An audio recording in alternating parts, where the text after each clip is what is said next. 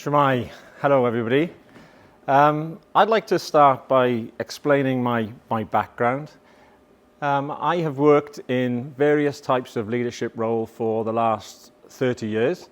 That's been in education, in sport, in charity, and running ski trips. So I understand what various levels of leadership can look like. And today is all about me and my experiences. There's no research gone in. I've not read any books about this. This is just my experience. And I'm looking forward to explaining what hopefully will be 6 major points that I'm bringing up about what good quality leadership can look like and how we can design that leadership going forward. So the first element I'd like to discuss with you is about your inner circle. The first thing I needed to do as a leader in more recently in business has been to establish a circle of trust of people that we can work with as a business.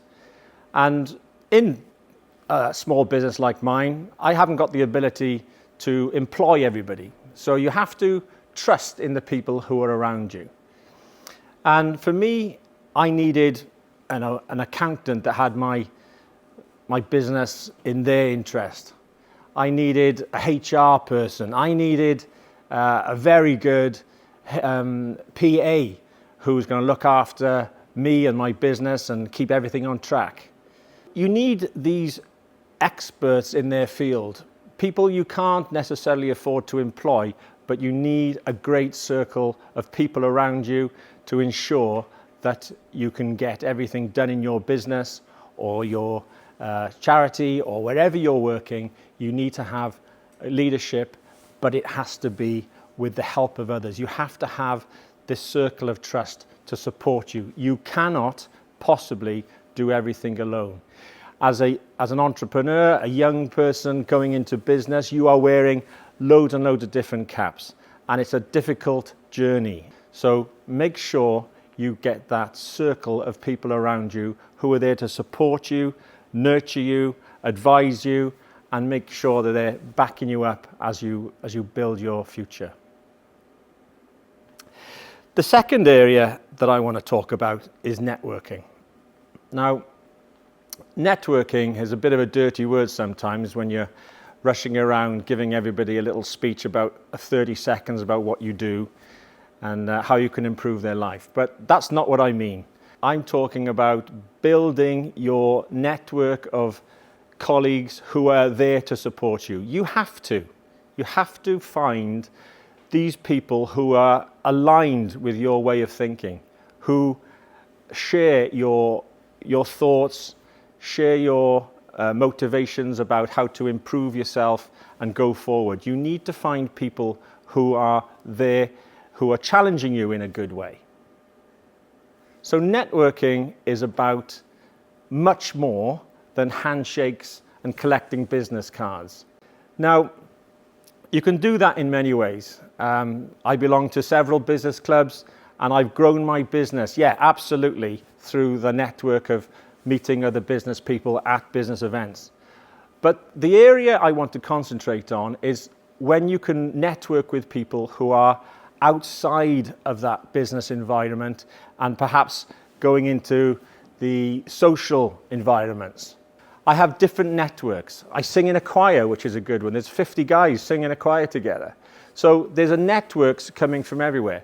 But I'll give you an example of one of the most successful ways that I've managed to grow a great client. And that is through the ski trips that I run. A great thing that I've been doing over many, many years is organizing ski trips for groups. And it was about 10 years ago, we're on a ski trip in Austria, and a new guy was on the trip with his son. And over the course of that week, he's getting to know me, I'm getting to know him. And on the back of that trust we had, obviously I'm organizing his holiday, he seemed to enjoy it. He wants me to come into his business and quote for some work. And that's what I did. And 10 years later, we are still providing work for that for that client. He is loving what we do. We have grown the business. We've got an excellent working relationship. And that's something that appeared not from any kind of business networking event, but from a social environment where great networking can happen. You know, we all know about the groups of people who go on the golf course. They spend 4 or 5 hours in each other's company. Yes, it's a bit of fun. Yes, it's a bit of sport. But that's where the bonding happens. That's when the understanding happens. That's when the relationships get built. And that's when great business can happen as well. I would encourage you always, as leaders, to get out there and use your network. But more importantly, use the network in your social environments as well. The pub, the golf course, and even now we see loads of different examples of how people can network together. More recently, I've been involved with a walking group where they're walking in the hills. It's sort of once a month.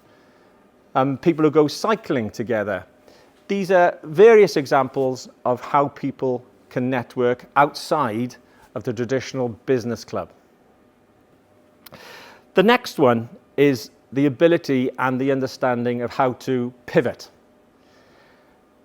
Now, going back a few years, we all had to pivot and adapt what we were doing.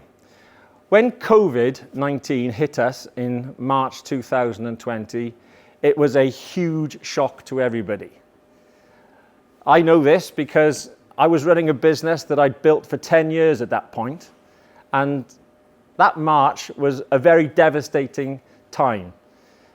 We're talking about 10 years of business coming to a grinding halt. I lost every customer in 8 days in March 2020. It was horrible and extremely frightening for me in the business. But after the initial shock and a couple of months worth of worry, things start to change and you have to work things out. You have to start pivoting. You have to start thinking as a leader, what am I going to do to bring this business back? Because I had nothing on the table. Now, going back to the power of the network, one of my friends happened to be a TV and film producer. Now, for anybody who don't know, the TV and film industry during COVID were allowed to keep going. They were allowed to keep filming, but under very, very, very strict regulations. Now, we'd already had a conversation prior to COVID about us as a company helping her in her latest TV production for the BBC. And it involved them needing to film in various buildings and houses across South Wales, and it was our job to go in and clean up after them. That was a project that we were going to do, no problem at all. And then, of course, COVID hit, and I get a phone call from Catherine. Sorry, we can't continue at the moment. We're just needing to adjust things, but we'll get back to you. And then the next phone call was a great one. It was, Gavin, we're ready to go, but due to COVID, we now need to do a ton more cleaning. We need to do the disinfecting. We need to do this. We need to do that. Gavin, can you do it? Yes, please. Of course. For me, that was a bit of a change, a pivot. We weren't cleaning in the TV and film industry prior to COVID, but as COVID hit, we are there. And working on a prestige project with Catherine, with the BBC, I had 4 solid months of work where nothing else was working at the time. Nothing else was open. So I had 4 months of work, and quite frankly, I wouldn't be here talking about cleaning at all. I wouldn't have that business, I don't think, if I didn't have that break at that time and the income from that work to keep us going. So for Catherine, I am truly thankful. But we must have done something right, because that job, as the production staff finish one project, they find work elsewhere.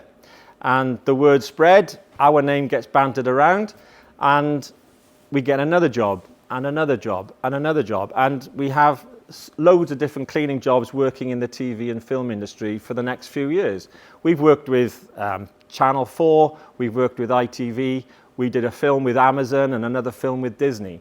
These are great projects for us, and it all came because we had the ability to pivot and change our direction as we were going through a very, very difficult period. So pivoting, adapting, key element of leadership. Don't forget that. The next one is probably a little bit softer. We're talking about empathy. As a leader, you have to have empathy for the people around you. And it's often an overlooked quality. What I'd like to say about empathy is I don't think leadership exists without it anymore.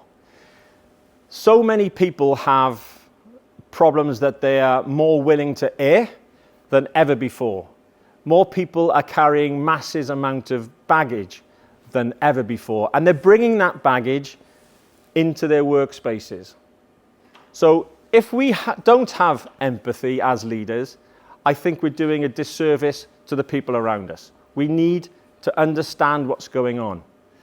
Now, as you get on in life, we will have tragedies, and we are going to grow and mature, but as leaders, we will also have far more empathy with the people in our workspaces if we are exposed to the problems in our general society and our family and our friends.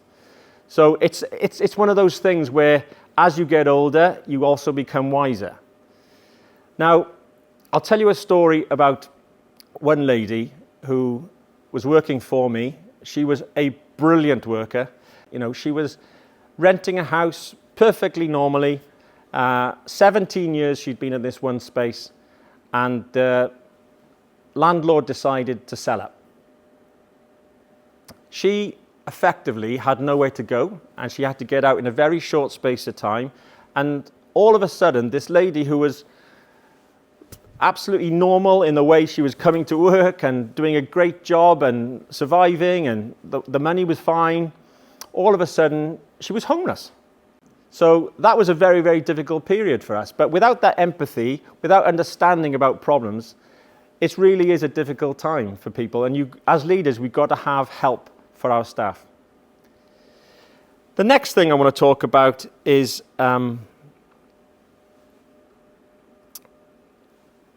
evolution, not revolution. Now, this is talking about how we change over time. Don't think about everything needing to be a rush job. Slowly changing processes is a far better quality for leadership than rushing into big decisions. I can talk about a school that I know about who was going along fantastically well, doing brilliantly in exams and league tables. A new headmistress came in, took it to a fantastic new level. A couple of changes. A different headmistress came in, wanted huge change, made lots of changes very quickly, and unfortunately they found themselves falling massively down the league tables, and the quality of the education has suffered. Why? Because perhaps big changes too soon. So I am one advocate for taking it easy, going slowly, step by step, building up changes over time. I can talk to you about various things, but we all know the analogy of the tree and the axe. If there's the huge tree and a small axe, just think about that the rule of 5, which is just take that axe, just take 5 swings at that tree. Now, you're not going to fell that tree in a day. It's going to take days, weeks, possibly months. But in the end, by taking just 5 swings at that huge tree, you will eventually fell that tree. And that's what I want you to think about as leaders when it comes to your goals. As leaders, we just want to take 5 swings at your goals every single day. Doesn't matter if they're baby steps. Take 5 feet forward every single day. Chip away at your goals, and eventually you will succeed. You will achieve your goals. Build slowly. It's a much better way. It builds a better foundation, and you're not creating earthquakes along the way. The final thing I want to talk about is work-life balance. This has been key to me I definitely had an issue with work-life balance going back about 20 years, and I suffered with it. Wasn't a long suffering, it actually lasted 10 minutes, and I came to a very quick reality that I needed to change the way I was doing things. But work-life balance is massive. Now the question is, how do you get work-life balance? And that's something which is extremely personal. For me, I've coached rugby for 28 years. I really get a kick out of that. I sing in a choir. I go to talk to schools about entrepreneurship. And why do I do that whilst running a business? Well, I do that because it's grounding, it's refreshing, it excites me, but it also, it's a way of recharging my batteries. And all those things make me a better leader. So when I ask you what you're going to do for your balance, also think about the world of volunteering. Now, there's a study going back a while which says 42% happier, and I was thinking to myself, what does that mean? People who volunteer report being 42% happier than those who don't. Why? Because they are feeling better about helping others. So why not think about the volunteer sector? You could be helping out in a charity shop. You could be coaching a sports team. You could be picking up litter in your community. Things that improve society. So again, all these things, get some balance along with your business or your leadership role, and then that way it makes everything a little bit easier to control. Think about those leadership qualities I've talked about. Think about spending time, evolve your business, evolve your role, and you will become a stronger leader. Thank you very much. Diolch yn fawr.